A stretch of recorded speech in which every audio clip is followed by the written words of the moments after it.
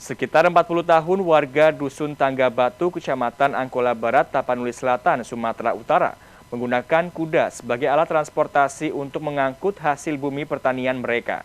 Seperti apa perjuangan mereka? Simak liputan berikut ini.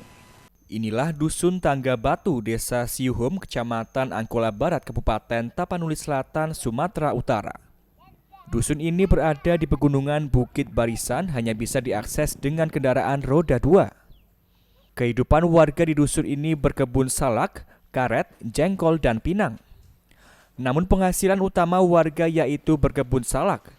Tidak mudah bagi para petani salak untuk memanen dan memasarkan hasil bumi mereka. Setiap hari harus melintasi jalan yang ekstrim menjadi tantangan bagi para petani salak untuk mencari nafkah.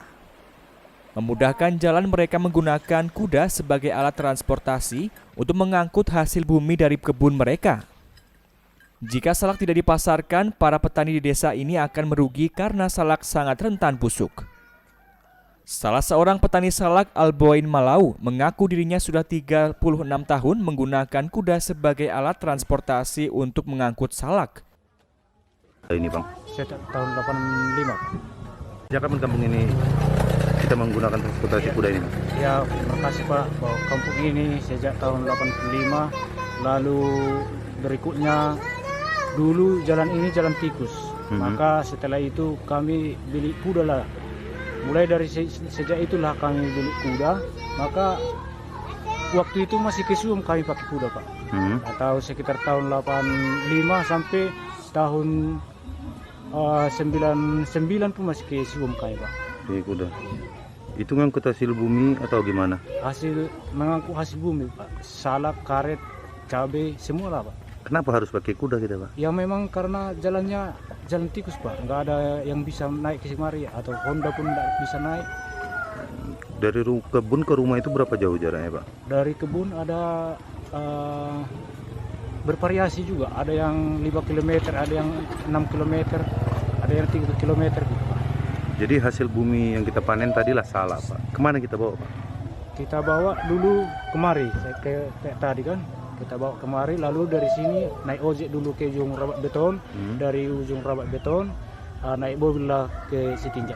Jaraknya berapa kilo tuh Pak? Jaraknya lebih kurang 10 km Pak. 10 kilo Pak. Dengan adanya TMMD Kodim Tapanuli Selatan di Dusun Tangga Batu, jalan baru akan membuka keterisoliran desa, sehingga meningkatkan aktivitas ekonomi sosial dan ketahanan kedua desa. Dandim Tapanuli Selatan Letkol Infantri Roy Chandra Sihombing mengatakan, program TMMD ke-111 tahun 2021 dipilih di Dusun Tangga Batu karena kepedulian TNI terhadap warga di dusun ini yang keseharian beraktivitas menggunakan kuda. Untuk membangun atau melaksanakan TMMD di Desa Suom ini adalah untuk membuka keterisoliran dari Desa Suom, khususnya Dusun Kampung Tangga Batu dengan Desa Sengkunur, Kecamatan Angkola Sangkunur. Karena memang selama ini mereka tidak punya akses jalan, hanya menggunakan kuda ataupun berjalan kaki. Sehingga dengan TMMD ini kami beserta Pemda Tapsel memilih tempat ini sehingga bisa terbuka akses tersebut. Berapa lama proses pengerjaan dan berapa panjang jalan yang dikerjakan? Untuk proses pengerjaannya, kalau memang sesuai jadwal itu adalah 1 bulan. Namun kalau kami perhitungkan waktu 1 bulan tidak cukup sehingga kami melaksanakan pra-TMMD. Sehingga pra-TMMD itu tambah 1 bulan lagi, total 2 bulan untuk mengerjakan pembukaan jalan ini. Dan sepanjang jalan adalah 8 km.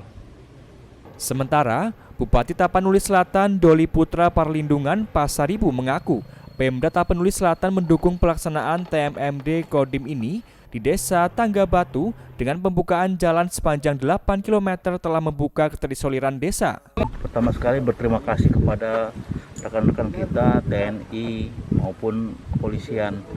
Dalam hal ini TNI dengan program TMMD membuka kawasan Siuhom ini sampai ke Sangkunur. Masyarakat tentu mengeluhkan selama ini seperti tidak diperhatikan oleh pemerintah. Kita melihat regulasi yang ada bahwa ini ada di kawasan hutan sehingga kita tidak bisa memasukkan program kemari. Ke depan setelah ini dibuka, kita akan nanti lihat lagi di APBD kita, termasuk kita libatkan juga pemerintah desa, kecamatan, kita gotong royong bagaimana akses ini bisa semakin baik. Tapi tentu yang terdekat adalah bagaimana jalan ini keras dulu, karena ini kan masih dalam bentuk tanah. Itu yang bisa saya sampaikan. Diharapkan pembangunan jalan ini dapat berkesinambungan agar warga bisa menjual hasil bumi mereka dengan transportasi yang layak. Dari Tapanuli Selatan, Tim Liputan Satelit TV mewartakan.